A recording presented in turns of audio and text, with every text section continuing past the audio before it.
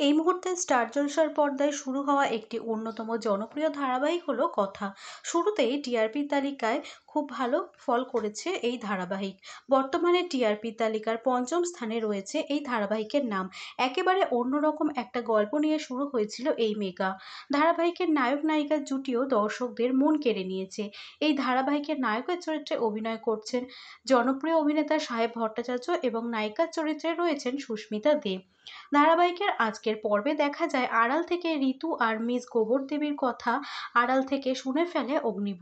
সে বুঝতে পারে কথা পরীক্ষাটা দিতে চায়। অগ্নিভ ভাবে এক সময় কথা তাকে অনেক সাহায্য করেছিল, তাই এইবার তার বদলে কথার জন্য কিছু করতে হবে। ঋতুর থেকে সে জানতে পারে কথা পরীক্ষায় নকল করতে গিয়ে ধরা পড়ে এবং তার খাতা কেড়ে নেওয়া হয়, কিন্তু এই কাজ কথা করেনি এটা মনে মনে খুব ভালো করে জানে অগ্নিভ। যেহেতু তাদের ক্যাফের কাগজেই ওই নকল লেখাগুলো ছিল, তাই কথা মনে করে এই সব কিছুর পেছনে হয়তো হাত রয়েছে অগ্নিভর। আর কিছুদিন যাক, তাদের মধ্যে একটা ঝামেলাও চলছিল, তাই সেই সন্দেহ আরো গাঢ় হয়ে ওঠে। সে সোজা চলে যায় কলেজে। সেখানে গিয়ে স্যারের সাথে কথা বলে অগ্নিভ।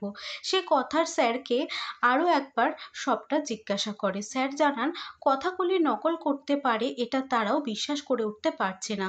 ও এরকম মেয়ে নয়। তবে সেই সময় যে পরিস্থিতি দাঁড়িয়েছিল তাতে আর কারোর কিছু করার ছিল না। অগ্নিভ ভাবতে থাকে ঠিক কি করলে গোটা বিষয়টা আরো একবার যাচাই করা যাবে। তখনই তার মাথায় একটা বুদ্ধি আসে। অগ্নিভ বলে, ওই দিন ঘরে নিশ্চয়ই সিসিটিভি ক্যামেরা ছিল। ওই দিনকার সিসিটিভি ফুটেজগুলো যদি একবার দেখা যেত, তাহলে হয়তো সত্যিটা বেরিয়ে আসতো। তাই এই কথায় স্যার রাজি হয়ে যান। সেই দিন নিরাপত্তার দায়িত্বে যে ছিল তাকে ডেকে আনা হয়। সে ওই দিনকার ফুটেজ সবার সামনে চালায়। সেখানে দেখা যায় কথার দিকে ওই নকল করার কাগজটা ছুঁড়ে দিচ্ছে মান্ডবী। এসব দেখে খুব রেগে যায় কথার স্যার, কিন্তু সেই মুহূর্তে কোনো কঠিন পদক্ষেপ না নেওয়ার অনুরোধ জানায় অগ্নিভ। স্যার বলে কথাকলিকে পরীক্ষা দেওয়ার সুযোগ দেওয়া হবে। এদিকে গুহবাড়িতে মা আনন্দের অভিষেক হবে, সেই দায়িত্ব গিয়ে পড়েছে কথার কাঁধে। এই বিষয়টা একেবারেই সহ্য করতে পারে না এভির মেজ কাকিমা। সে মিস্টার বিশ্বাসের সাথে একটা নোংরা পরিকল্পনা করে। তারা ঠিক করে হিরে মুক্তোয় তৈরি মায়ের মুকুট তারা চুরি করে বাজারে বিক্রি করে আসবে, আর সব দোষ দেবে কথার ওপর। বর্তমান বাজারে ওই মুকুটের দাম কয়েক কোটি।